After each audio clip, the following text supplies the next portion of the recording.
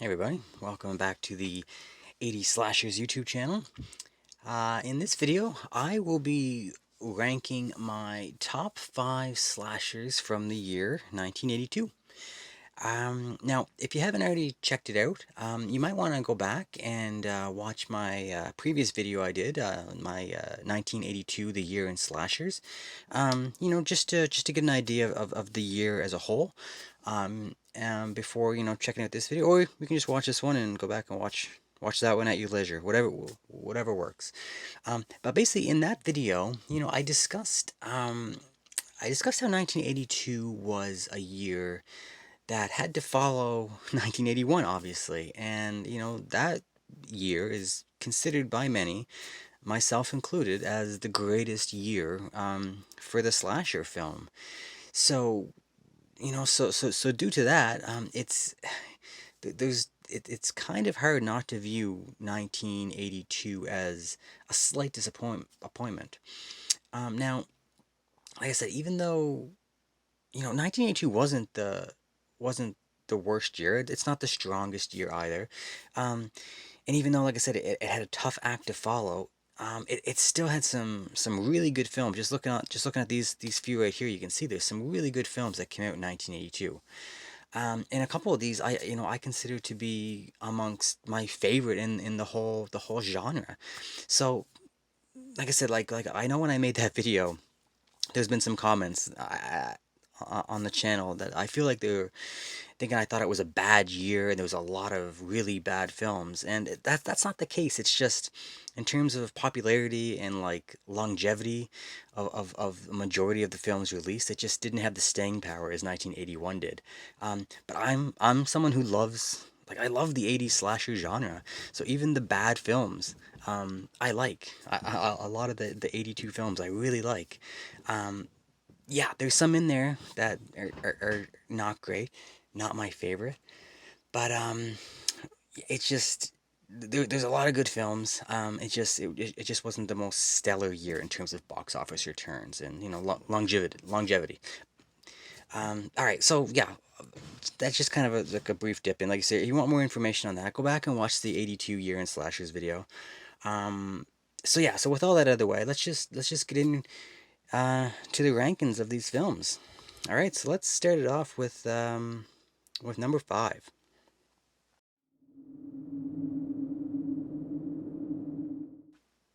All right, so coming in at number 5 is a film that's not here. I don't actually own a physical copy of it. There's been no Blu-ray released.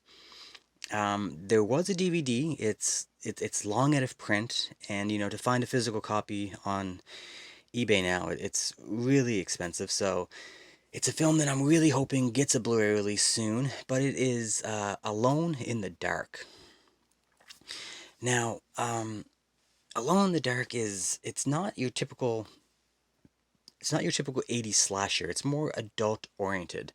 It's not like the typical silly teen cast doing teenager stuff, being stupid and getting punished for it type of thing. This is a film mostly. Well, the killers are they're adult, like old grown up men, adult actors, and the victims for the most part are older as well. This isn't a teen movie, so in that sense, it kind of sets itself apart from the regular formula that we're used to seeing.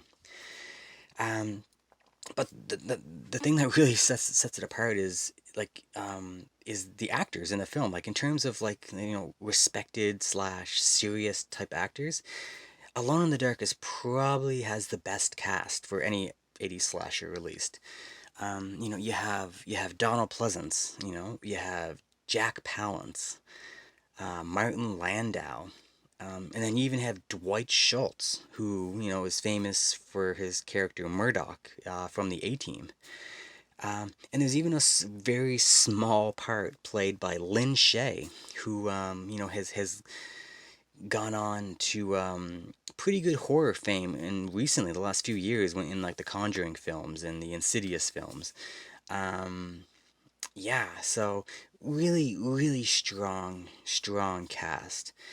And even the crew, even like the filmmakers. It was directed by Jack Shorter and produced by and written by Robert Shea, who would team up again for their next film, um, Nightmare on Elm Street Part Two. So yeah, really good pedigree, cast, crew. It's just a really well-made film. Now it's Alone in the Dark. It's more of a study of mental illness. It deals with mental patients and some of their relationships with the therapists. Um, it has a different feel to it. It's kind of has like a smart, like an educated feel, like and kind of like a polished style of filmmaking. But even though it does have that, like the adult tones, the polished filmmaking, there's still enough elements, from the typical 80s slasher, that just make it really enjoyable. There's a little bit of nudity thrown in there for good measure. There's some really good, like, brutal graphic kills, and the kills are kind of disturbing because, like, the killers are kind of they're insane, so it just kind of makes it a little more scary, if that makes sense. So yeah, Alone in the Dark. It's like I said, it's not your typical 80s slasher. But it's like I said, it's a very solid film. It's an adult slasher. Not made for teens, not starring teens. So it's not going to be the same type of thing as the rest of these films. But it's a really good film, very entertaining. So yeah, so Alone in the Dark coming in at number five. All right, let's move on to number four. All right, so coming in at number four, we have The Dorm That Dripped Blood. Now, this is a low budget slasher film. I believe it was about $150,000 budget, and that sounds about right because it looks it looks like it was filmed on with not a lot of cash. Um, yeah, it's dude, this film. To be honest, there's nothing that really makes it stand out from anything else. But there's something, there's just like a fun spirit that just seems to work for me in this film.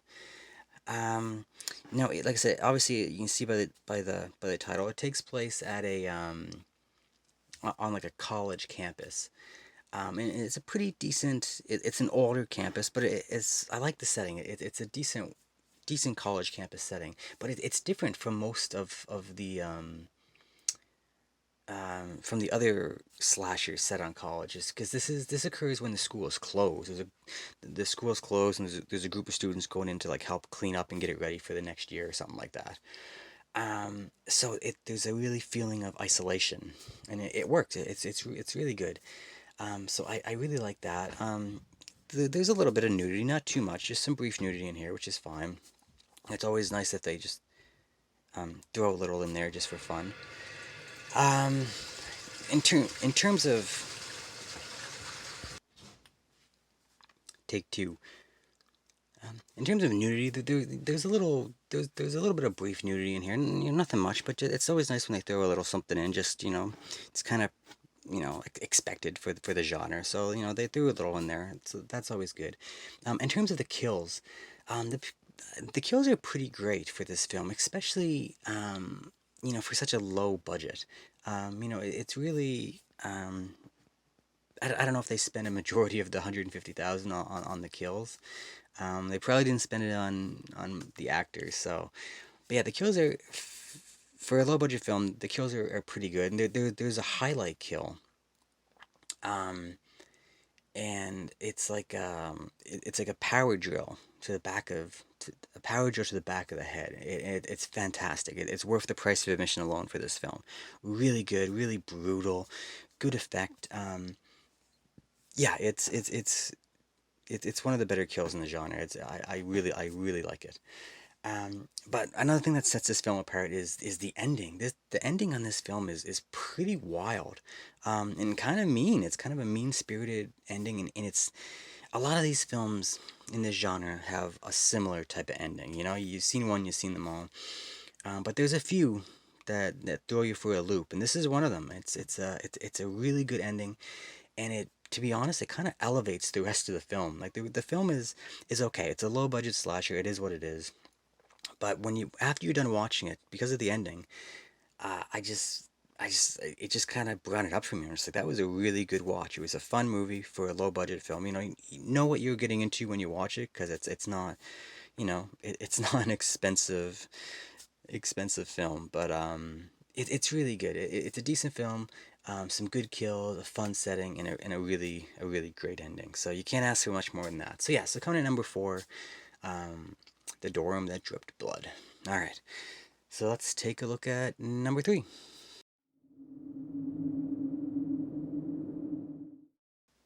All right, so coming at number three is The New York Ripper. Now this is a film directed by Lucio Fulci, and this is kind of well, this is a giallo slash slasher hybrid. There's definitely a lot of giallo, like Italian horror elements to this, but it's also a lot of 80s slasher elements. So it's a nice even mix right down the middle. So it's really good for that. Now, the the best way I would describe this is it's a trashy, like ultra sleazy film.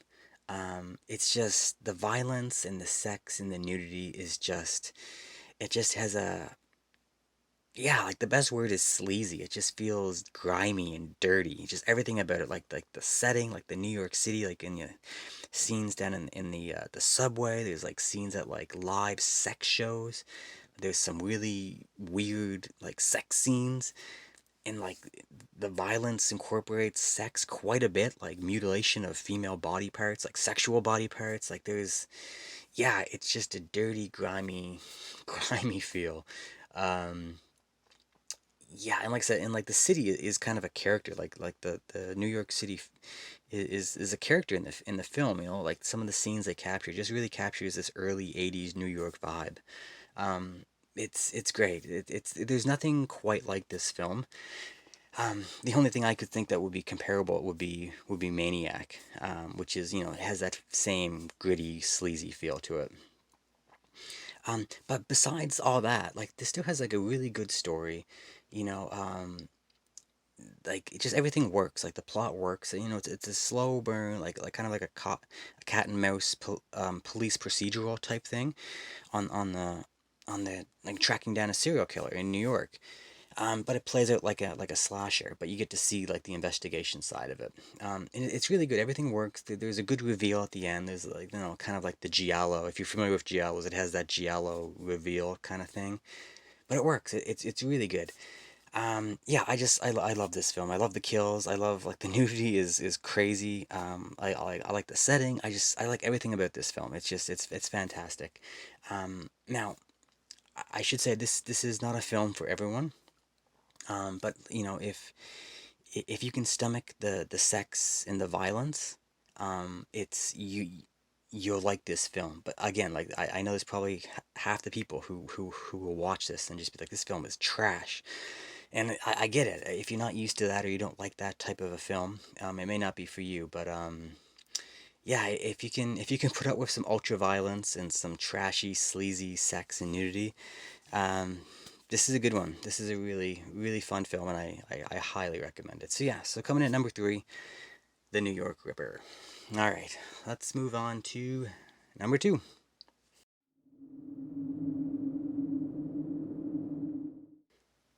All right, so coming in at number two, we have Friday the 13th, Part 3.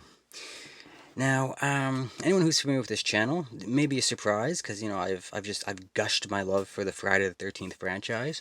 But there's one other film I just like a little bit more than this, but um, I love this film. This is one of my favorite in the Friday the 13th franchise. I think this film is really good.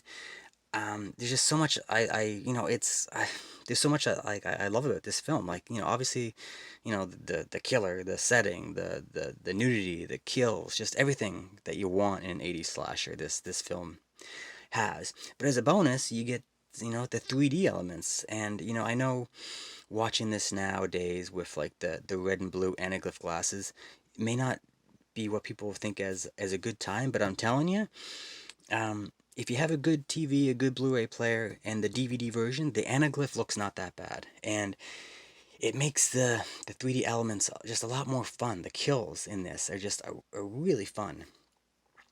It just so yeah, this is just kind of a within the 80s slasher genre. It's kind of like an anomaly because there's I think there's only two 3D films, and it's just a lot of fun. Like I said, the kills in this film are just fantastic, and the 3D kills they work in 2D. They're still fun, like the eye popping, like the head crush and the eye popping, the you know the arrow being shot at the screen. Those they look good in 2D, but they're so much fun in 3D. They're a blast, really fun. And of course, this is an iconic, important film because this is the introduction of Jason Voorhees in the hockey mask. So it's really important in that sense. Just fantastic. And of course, the actor playing Jason in this film, Richard Brooker, he's one of the best Jasons, in my opinion, to ever play the role. I believe I have him number two. Like I have Ted White from Part Four as my favorite. Um, it's yeah, I go back and forth. Him and Richard Brooker and Ted White are my two favorites, but the Jason in this film is just fantastic.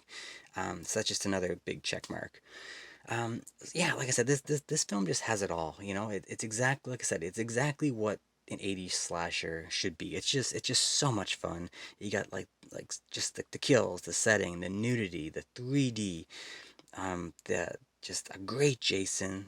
The characters are pretty good. You have Shelley, who I know some people don't like the character Shelley. He's like the jokester. People find him annoying. I really like it. I like Shelley. I like all the characters. Chuck and Chili, the two stoners, they're fun. Um, yeah, even like was it Harold and what's her name? Is it Edna? Harold and Edna, like the opening kills, like the convenience store people. That's fun. Like just everything about this film is just fun for me. I don't know. I just love it. So yeah, so coming in at number two, Friday the 13th, Part Three. All right, let's move on to number one.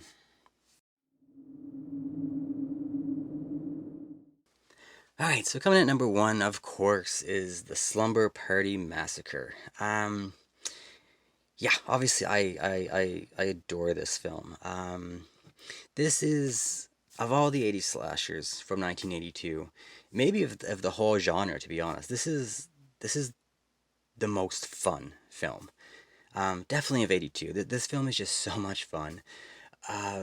It's just well, this okay. This is a Roger Corman produced film. So if you're not familiar with Roger Corman, he's like known as like just like a legend of like making B movies, and he's always been known to put blood and butts and boobs in his films. That's his thing. He's like, I don't care what you do, as long as there's blood, butts, and boobs, he's happy. And there's lots of that in this film.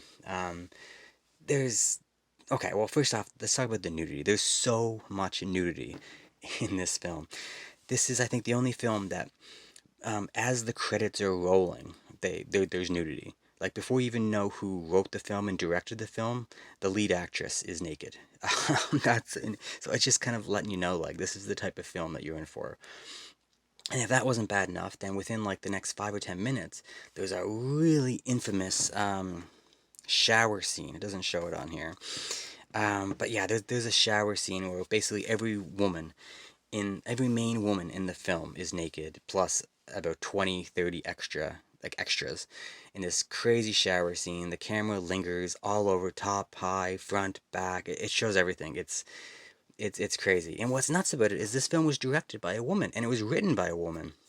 But they were working for Corman, and he told them, and so I think they said like they knew what they had to do, so they put these early shots in, got it out of the way, and they could go on making the rest of the film kind of thing. And it's fun. It's super fun. Um, so yeah, so nudity's off the charts in this film. Um, the the kills are fantastic. The killer is no mystery. You have his name, you see his face, it's there's no mystery, there's no backstory. It's just there's no big reveal, there's no nothing. It's just a lunatic on the loose, and he just happens to come across a bunch of girls having a slumber party. And it's great. And his weapon that you see is this big. Obviously, it's like a sexual innuendo. This big power drill. Like you can see it here. Like it's and it yeah, it's just a mean spirited weapon. It's some of the kills are just really mean, really brutal. Um, it's just yeah, it's just like I said, there's no motive. It's just killing for the sake of killing, and just there's gonna make a movie around it. Throw in some nudity, and that's pretty much what it is. The story is there just to support these scenes, but the story works. It's fine. It's nothing elaborate. Um, there's a few little subplots thrown in just for good measure, but it's all about the kills and the nudity in this film, and it's just pure entertainment. It has a great 80s feel, like the house, like most of it takes place in a house. There's some scenes in like a school at the beginning, but it's just yeah, it just feels like because I think it's in the house. You see all like the 80s furniture and the 80s food items and like the 80s furniture and the 80s electronics. It just has a really good feel. Um, yeah, this film is just fun, fun, fun. It's just pure fun. I just love it. Like I don't know. I don't know what to say. Like I did a review on this. I talked a little more in depth, so that's on the channel already. But yeah, Slumber Party Massacre. I absolutely love this film. It's in my top 10 for sure. It's close to my top 5 of all time in the 80s slasher genre. I love it that much. And like I said, there's nothing special about it. There's no like, you know, fantastic acting performances or writing. It's just pure fun. It's what this genre is all about. Um, yeah, so that's it. That's my top 5 from 1982. Yeah, if you like I said, if you haven't checked out my previous video, 1982, the year in slashers, I will put a link on the screen here. And if you want to check out my full review on the Slumber Party Massacre, I will put the link on the screen here. I'll put them both down in the description below. And yeah, that's it, guys. So until next time, all right, see ya.